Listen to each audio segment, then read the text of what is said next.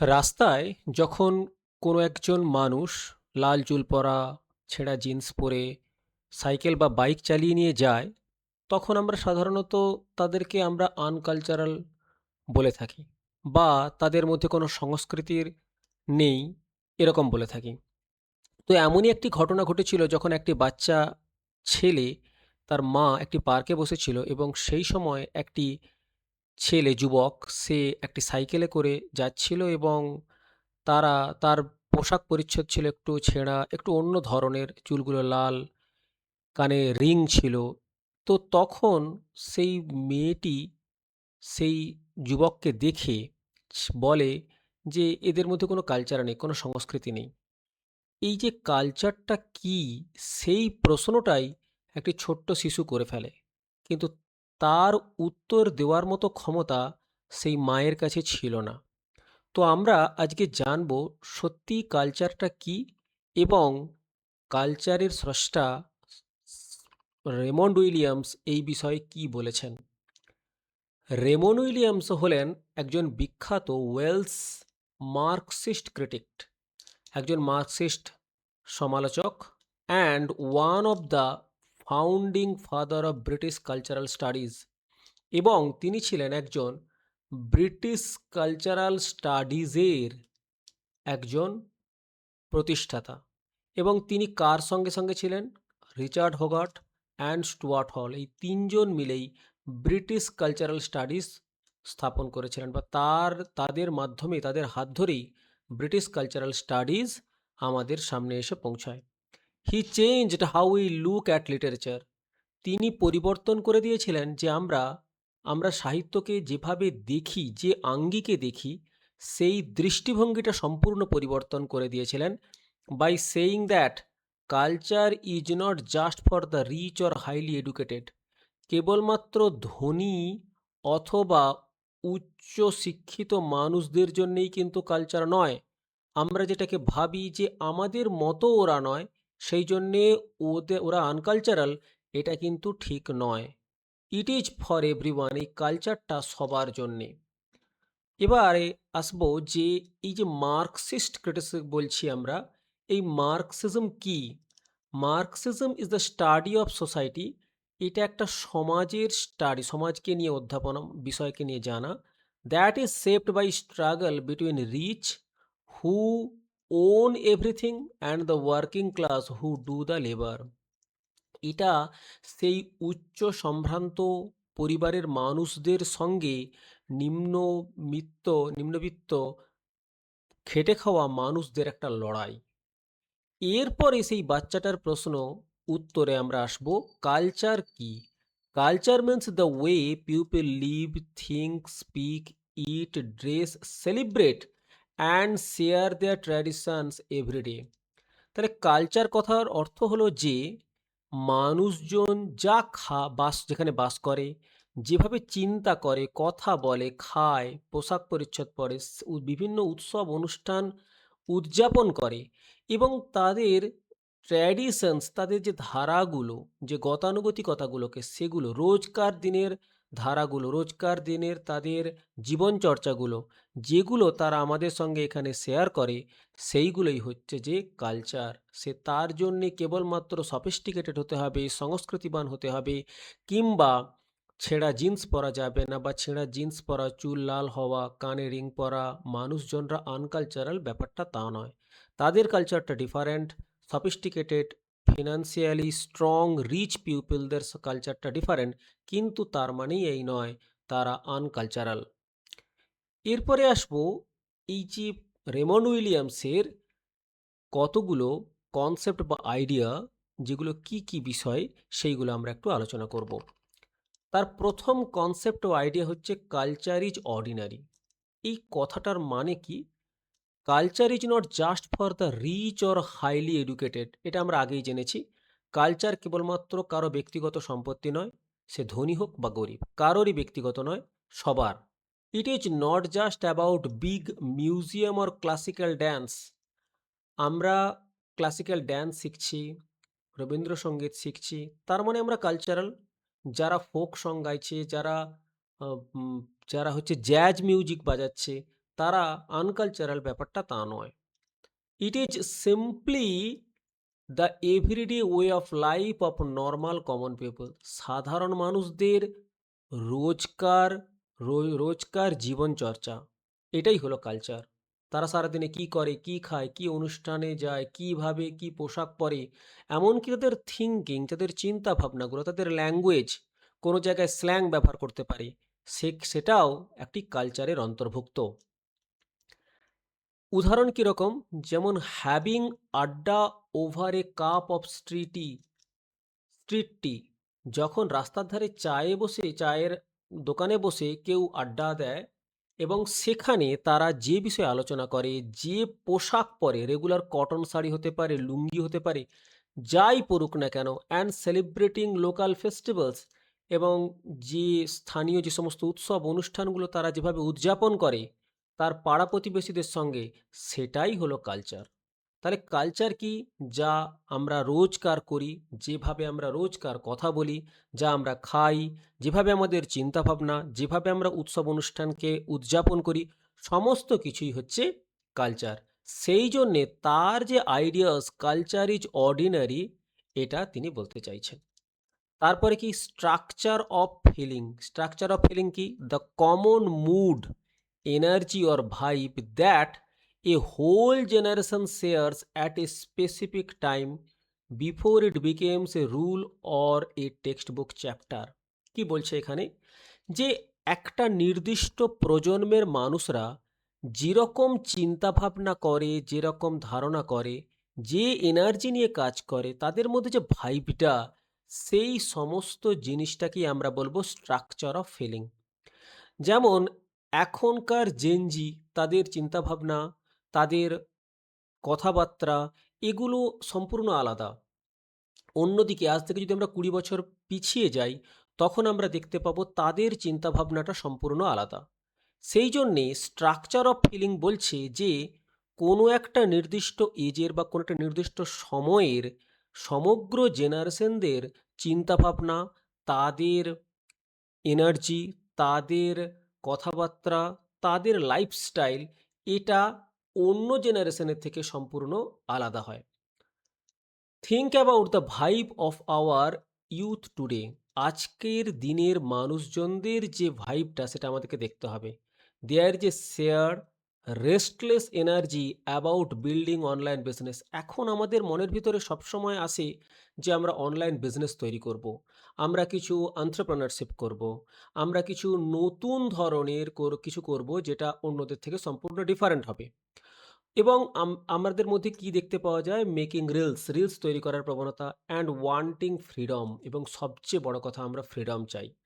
It is an unwritten vibe of this এরা। এই যুগে এটা হচ্ছে অলিখিত একটা চিন্তাভাবনা, এত তার উদ্যোগ, তার উদ্যম। কিন্তু আজ থেকে যদি আমরা ২০ বছর আগে পিছিয়ে যাই, তখন আমাদের এই সমস্ত রিলস, এই সমস্ত অনলাইন বিজনেস, এ সমস্ত আমাদের মধ্যে ছিলই না। কিন্তু ২০ বছর আগে পেরিয়ে গেলে তখন তাদের সেই জেনারেশনের মধ্যে চাকরি পাওয়ার মানসিকতা, কোনো বিজনেসকে একটা বিল্ড করার মানসিকতা, এই সব জিনিসই দেখতে পাওয়া যেত। তাহলে স্ট্রাকচার অফ ফিলিং এটা বলে কোনো একটা যুগের মানুষদের চিন্তাভাবনা, তাদের উদ্যোগ, তাদের কর্মকাণ্ডকেই আমরা এখানে স্ট্রাকচার অফ ফিলিং বলবো। এরপরে আসি ডমিনেন্ট কালচার। ডমিনেন্ট কালচার জিনিসটা কি? ডমিনেন্ট কালচার বলছে the most powerful ruling culture. শাসকদের একটা শক্তিশালী সংস্কৃতি, যেটা রাইট নাও, এখন বর্তমানে আছে। It is what the majority of the society does and accept as normal today. এখনকার যুগের বেশিরভাগ মানুষরা যে স্রোতে গা ভাসাচ্ছে, যে দিকে যাচ্ছে, সেটাই হচ্ছে ডমিনেন্ট কালচার। সেই কালচারটা আগের থেকে আলাদা এবং সম্পূর্ণভাবে নতুন, এবং সেই চিন্তাভাবনাগুলো আগেকার চিন্তাভাবনার থেকে এখনের চিন্তাভাবনাকে সম্পূর্ণ আলাদা মনে হবে, অড মনে হবে। সেটাকে আমরা বলবো ডমিনেন্ট কালচার। কীরকম? Corporate job culture, English medium education. আমরা আমাদের বাচ্চাদেরকে ইংলিশ মিডিয়াম এডুকেশনে পড়ানোর, ইংলিশ মিডিয়াম স্কুলে পড়ানোর চিন্তাভাবনা করি। শপিং অন অ্যাপের মাধ্যমে শপিং করা, যেমন অ্যামাজনে। আমরা আগে দেখেছি যে আমরা শপ করতাম দোকানে, কিন্তু বর্তমানে আমরা সবসময় দেখি যে অনলাইন শপিংয়ের একটা ট্রেন্ডিং বেশি দেখতে পাওয়া যায়। তো এই যে জিনিসগুলো, এই কাজগুলো আমরা যদি না করি তখনই বলা হয় যে আমরা যেন পিছিয়ে পড়েছি। এখনকার যুগে যে ট্রেন্ডিং যে সমস্ত জিনিসগুলো চলছে সেইগুলোকে নিয়েই, সেইগুলোই হলো আমাদের এখন ডমিন্যান্ট কালচার। কারণ এইগুলোই মানুষ এখন নিত্যনৈমিত্তিক তাদের দৈনন্দিন জীবনের রোজনমাচা হয়ে গেছে। This is the main system, এটাই হচ্ছে trending running our lives today, যেটা আমাদের জীবনকে এখন চালাচ্ছে। তাহলে এই হলো আমার ডমিনেন্ট কালচার। এরপরে আসি রেসিডুয়াল কালচার। রেসিডুয়াল কালচার কি? Old habits and traditions from our past.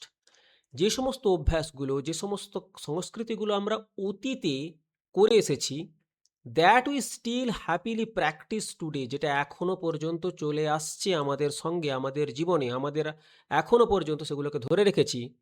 Even though the modern worlds has change, যদিও গোটা দেশটা, আধুনিক আধুনিক পৃথিবীটা সম্পূর্ণভাবে পরিবর্তিত হয়ে গেছে, কিন্তু সেই পুরনো সংস্কৃতিগুলোকে আমরা এখনো ধরে রেখেছি। সেটাকে আমরা বলছি residual culture. Going to an IT office, আমরা আইটি অফিসে যাচ্ছি ইন এ মডার্ন সিটি, আধুনিক শহরে, but touching our parents feets for blessing before you leave, or using our grandmother's turmeric paste to heal a cut. আমরা যখন IT অফিসে যাচ্ছি, ভেবে দেখা যাক যে আইটি অফিস এখনকার ট্রেন্ডিং মডার্ন সিটি, আধুনিক শহরে, কিন্তু আমরা সেই আমাদের বাবা মায়ের পা ছুঁয়ে যাচ্ছি।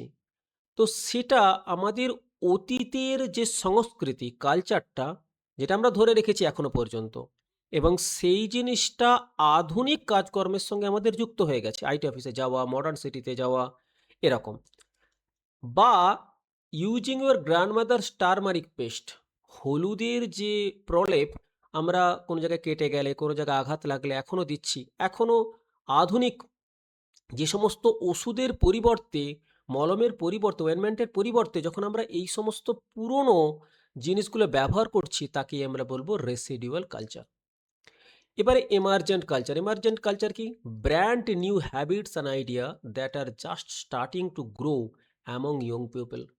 আধুনিক যুগের, এখনকার যুগের মানুষের যে নতুন কিছু হ্যাবিট এবং আইডিয়াস যেগুলো আসছে, সেইগুলোকে আমরা বলবো emergent culture, which challenge the old main culture, যেটা আগের দিনের মানুষের চিন্তাভাবনার সঙ্গে এখনকার দিনের মানুষদের চিন্তাভাবনাকে একটা লড়াইয়ের সম্মুখীন করে দিচ্ছে। আগে আমরা কি ভাবতাম, যে ইয়ং স্টুডেন্টস কি ভাবতো, যে completely rejecting 9 to 5 corporate job. আগেকার দিনে স্টুডেন্টরা ভাবতো, মানুষজনরা ভাবতো যে চাকরি করতে হবে, 9টা থেকে 5টা পর্যন্ত চাকরি করতে হবে, এবং চাকরি করার পরে উপার্জন করতে হবে, এবং সেই কাজটাকেই সোসাইটিতে সবচেয়ে বড়, মূল্যবান, মহান ভাবে দেখা হতো, টু বিকেম ফুল টাইম।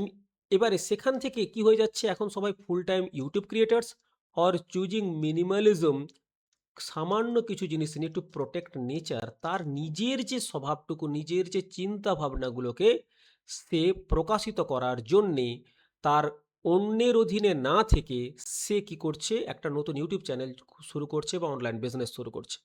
তাহলে অতীতের চিন্তাভাবনা থেকে পরিবর্তিত হয়ে বর্তমানে নতুন চিন্তাভাবনাকে আমরা বলছি এমার্জেন্ট কালচার। এরপরে আসছে কালচারাল মেটেরিয়ালিজম, খুব খুব ইম্পর্ট্যান্ট নেটের জন্য, যেটা থেকে প্রায় প্রশ্ন আসে। কালচারাল মেটেরিয়ালিজম কি? A view that says books, movies and art do not just drop from heaven. Book, cinema, শিল্প, এগুলো আকাশ থেকে পড়েনি। They are always shaped by money, printing cost and who has the power. ধরা যাক Adolf হিটলারের সময় কোনো একজন অথার কোনো একটা বই লিখছে। অ্যাডলফ হিটলারের সময় থাকাকালীন সে অ্যাডলফ হিটলারের খারাপ জিনিসটাকে কি বলতে পারবে? কারণ তার প্রাণের ভয় আছে। তাই সে অ্যাডলফ হিটলারের গুণগান গেয়ে একটা বই লিখছে।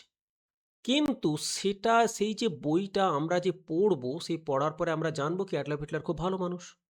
কিন্তু যখন এই অ্যাডলফ হিটলার নেই বর্তমানে, এখন অ্যাডলফ হিটলারের সম্পর্কে সত্যগুলো বেরিয়ে আসছে। তাহলে হিটলারের প্রভাবের ফলে সাহিত্য, ইতিহাস, সমস্ত কিছু পরিবর্তিত হয়ে যাচ্ছে।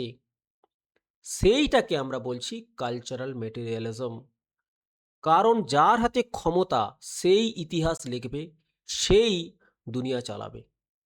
একটা উদাহরণ কি, a teacher might want to write a massive beautifully detail book explaining very single line of poetry out of pure love or literature. একজন শিক্ষক চাইছেন যে একটা সুন্দর করে কোনো একটা জিনিস কিছু লিখতে, বইটা লিখতে। তো কিসের উপরে?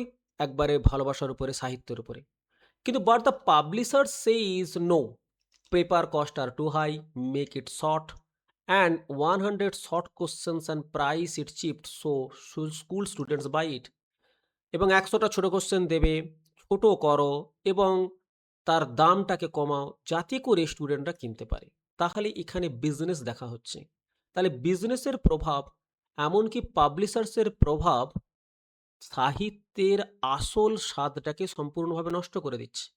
আমরা সাহিত্যের যে অরিজিনাল স্বাদটা, ওইটুকু বইয়ের মধ্যে যেটুকু সীমাবদ্ধ আছে সেইটুকু আমরা জানতে পারছি। তাহলে সাহিত্যটা কি? সাহিত্যটা নির্ভর করছে ওই পাবলিশার্সের উপরে। পাবলিশার্সের চিন্তাভাবনাটাই সাহিত্য। তাহলে ফাইনাল যে বুকটা হলো সেটা হচ্ছে not pure art, was directly shaped by the cost of paper, market demand and the need to make a profit. এই জিনিসের উপর নির্ভর করে সাহিত্য, পিওর আর্ট সাহিত্যটা রচিত হচ্ছে। দ্বিতীয়, তারপরেরটা the myth of country. Myth of কান্ট্রিটা কি? The fake romantic picture in poems.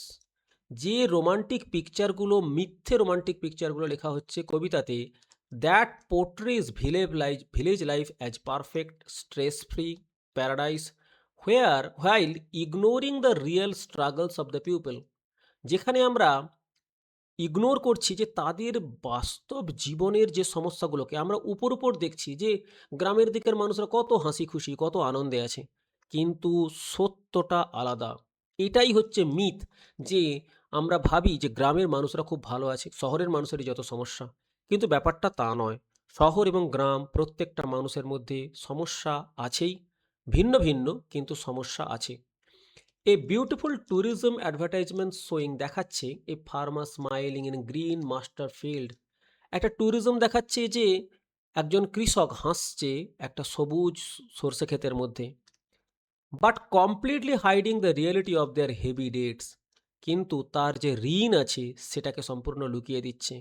Lack of electricity, current নেই, হার্ড ম্যানুয়াল লেবার, কঠোর পরিশ্রম তাদেরকে করতে হয়। এই জিনিসগুলো কিন্তু অ্যাডভার্টাইজিং এজেন্সি লুকিয়ে দেয়। তাহলে সেটা হলো মিথ্যে, মিথ। এরপরে আসি তার বিখ্যাত কিছু বই, কালচার অ্যান্ড সোসাইটি, যেটা 1958 সালে লেখা হয়েছিল। The book criticises and question the idea of high culture. এই হাই কালচারটা কি, এই বিষয়ে প্রশ্ন করেছে। সেখানে একটা বিখ্যাত কোট আছে, I have observed with growing anxiety the career of this world culture during the past 6 or 7 years. মানেটা কি বলতে চাইছি? I have been watching, আমি দেখছি, how people use the word culture, কিভাবে এই শব্দটা, কালচার শব্দটা ব্যবহার করছে over the last 6 or 7 years, প্রায় 6 থেকে 7 বছর ধরে। And it is making me feel more and more worried.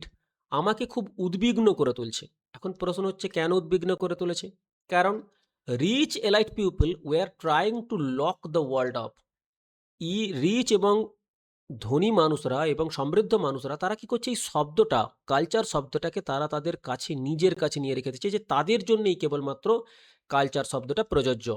They used it to mean only expensive art. তারা এটার ক্ষেত্রে কি বলতে চাইছে? দামি কিছু শিল্প, ক্লাসিক্যাল মিউজিক, যেগুলো সাধারণ মানুষের জন্য নয়, যে আমরা ক্লাসিক্যাল মিউজিক জানছি, আমরা হাই স্ট্যান্ডার্ড কোয়ালিটি বিলং করছি, তো সেসব জিনিসের সাধারণ মানুষের জন্য আমরা cultural and high class education, এবং আমরা অতিরিক্ত, আমরা উচ্চ শিক্ষিত। কিছু কিছু মানুষ এরকম আছে, যখন কোনো একজন সাধারণ গরিব মানুষ কিছু কন্ট্রাডিক্টরি কথা বলে, কিছু প্রশ্ন করে তোলে, হাই কালচারাল মানুষরা তাদেরকে উত্তর দেওয়ার প্রয়োজনীয়তাও বোধ করে না। তারা ভাবে এদের কালচার নেই, আনকালচারাল, এদেরকে আমরা কি উত্তর দেবো, তাতে আমাদের কালচার নষ্ট হবে। কিন্তু সেটা তা নয়। This worried Williams because he felt that by doing this, the elites were looking down on ordinary, তাদেরকে, সাধারণ মানুষদেরকে ছোট করা, ওয়ার্কিং ক্লাস পিপল, সাধারণ খেটে খাওয়া মানুষদেরকে ছোট করা, as if common people had no culture at all, যেন দেখে মনে হবে সাধারণ মানুষদের কোনো সংস্কৃতি আদপে নেই। এরপরে আসি ২ নম্বর বই, the long revolution 1961। In this book he conducted a massive study of 350 canonical writers, বিখ্যাত কিছু কিছু লেখকদের মানে লেখা একসঙ্গে সংকলন করেছেন, from the period of 1470 to 1920। এত বছরের মধ্যে লেখাগুলোকে সে একসঙ্গে সংকলন করেছে। এরপরে লেখা হচ্ছে modern tragedy 1966, the country of the city 1973। এরপরে আছে দ্য কিওয়ার্ডস 1976। এই বইতে he states that three meanings of the word culture, কালচারের তিনটে অর্থ দিয়েছে, remains in the play. The state of intellectual development of the whole society, যে সোসাইটির কথা বলা হচ্ছে তাদের বৌদ্ধিদীপ্ত চিন্তাভাবনা, চিন্তাভাবনা জিনিসটা কি? তুমি ড্রেস সুন্দর পরেছো, ভালো গয়না পরেছো, কিন্তু তোমার ইংরেজিও খুব ভালো বলেছো, কিন্তু তোমার চিন্তাভাবনা একেবারে সংকীর্ণ, ন্যারো মাইন্ডেড, তাহলে সেক্ষেত্রে তোমার মানে তোমার কোনো কালচার নেই, সেই ক্ষেত্রে কালচার নেই। The art as a whole, এবং শিল্পই শেষ কথা। The way life of a group people, the way of life of a group of people, একটা সাধারণ মানুষদের, একত্রিত মানুষদের জন্য তার জীবনযাত্রা। মার্কসিজম অ্যান্ড লিটারেচার 1977 সালে, দ্য পলিটিক্স অফ মডার্নিজম 1989। এইগুলি হলো তার বই। Thank you for watching. যদি আপনারা এইরকম ভিডিও আরও দেখতে চান, চ্যানেলটিকে প্লিজ সাবস্ক্রাইব করবেন। ধন্যবাদ।